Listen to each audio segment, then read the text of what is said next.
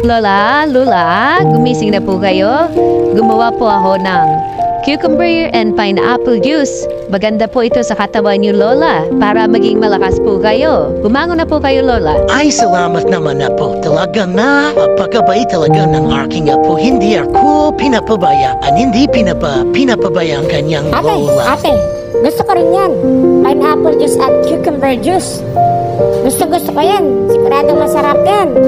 Pahingi rin naman ako. Siyempre, kailangan ding malakas ni Junior kasi ako ang nag-iigib dito sa atin. Talaga naman At ikaw, ako rin Junior. yun ang Alam mo namang ahoy. love na love Diba? ka ni ate mo. Pahingi naman ako, ate. Sige na, ate. Siyempre naman, Junior. Sa atin lahat ito.